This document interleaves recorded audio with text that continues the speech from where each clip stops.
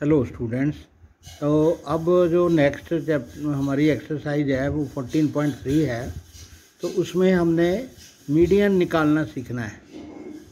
ठीक है, तो जैसे हमारे पास ये 14.12 टेबल है, इसमें हमें दिया गया है कि 0 से 10 मार्क्स वाले स्टूडेंट्स कितने हैं 5, और 10 से 20 वाले कितने हैं 3, और 20 से 30 वाले कितने हैं 4, 30 से 40 वाले 3, 40 से 50 वाले 3, और 50 से 60 वाले 4, और 60 से 70 वाले 7, 70 से 80 वाले 9, और 80 से 90 वाले 7, और 90 से 100 वाले 8।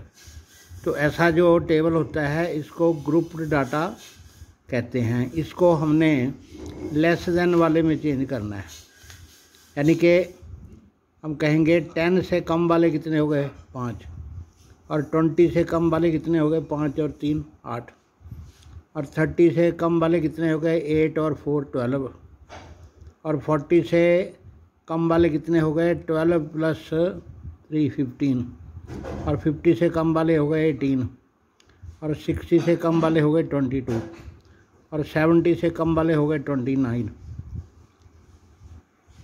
और 80 से कम वाले 38।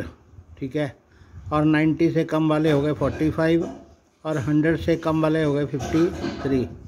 तो इसको हम ऐसे लिख सकते हैं, ऐसे लेस देन 10 वाले 5, और जो उसके नीचे 3 था उसको प्लस करके 8 हो गया, वो 20 से लेस देन हो गए। तो ये लेस देन वाला टेबल है। तो ये वाले जो नंबर्स आते हैं इसको हम कम्युलेटिव फ्रीक्वेंसी कहते हैं। तो मीडियन निकालने के लिए ये कम्युलेटिव फ्रीक्वेंसी बनाना ज़रूरी है। दूसरी तरफ जैसे ये लेस देन वाला टेबल है, वैसे ही मोर देन वाला टेबल भी होता है। 0 और 0 से ज़्यादा तो पूरे 53, जैसे यहाँ पर ये पूरे 53 है, तो 0 और 0 से ज़्यादा वाला टोटल 53 है। तो 10 से ज़्यादा वाला जो उसमें 5 माइनस हो गए तो 48 रह गए।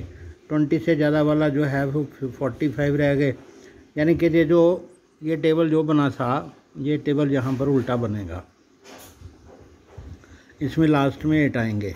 ठीक है, तो ये हो गया मोर देन वाला टेबल, और ये है हमारा लेस देन वाला टेबल। तो जनरल टेबल हमारा जो है वो ये है, ये हमारी फ्रीक्वेंसी है, और ये कम्युलेटिव फ्रीक्वेंसी है। इसको सीधा यहाँ से गिन सकते हैं, जैसे 0 से 10 वाले 5, और 10 से 20 वाले ये वाला दोनों प्लस करके 8, फिर 20 से 30 वाले 8 और 4 12, और आगे 12 3 15, 15 3 18, 18 और 4 22, 22 7 29, और 29 9 38, और 38 7 45, और 45 8 53। तो हमारे जो टोटल नंबर हैं वो हैं 53, वो हो गया हमारा n। तो हमने ये देखना है कि 53 का हाफ कितना होता है 26.5। तो इसमें कम्युलेटिव फ्रीक्वेंसी में 26.5 कहाँ आएगा, 22 और 28 29 में आ गया।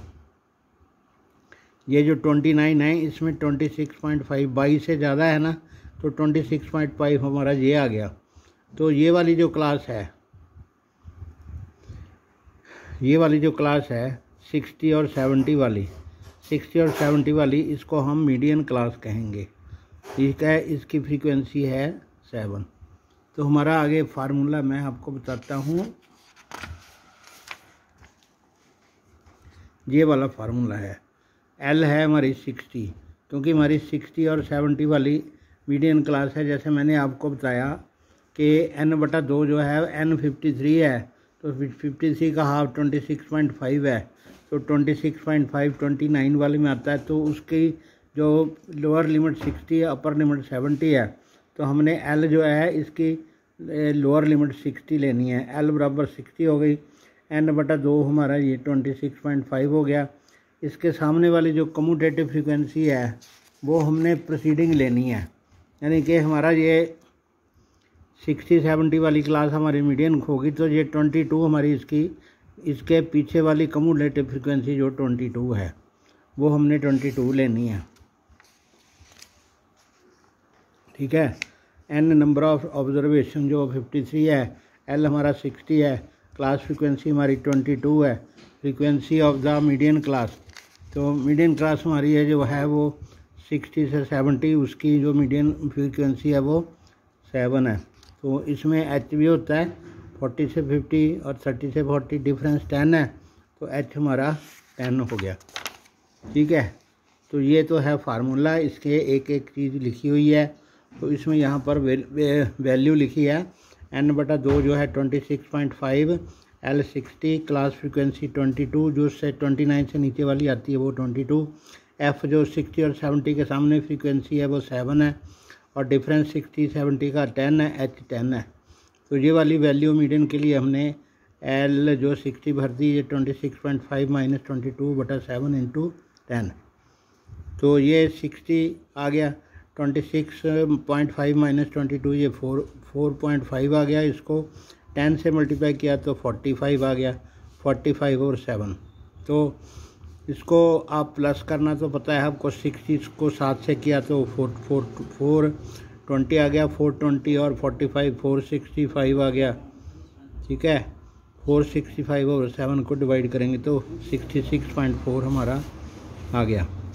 So about half of the student has scored marks less than 66.4, तो इतने बच्चे हैं जिनके स्कोर जो हैं 66.4 से कम हैं, and other half have second marks more than 66.4, यानी कि मीडियन है जो बीच वाला मार्क है, तो उससे इसका मतलब आधे बच्चों ने इससे कम मार्क्स लिए हैं और आधे बच्चों ने इससे ज़्यादा मार्क्स लिए हैं। तो ये हमारा आंसर आ गया 66.4।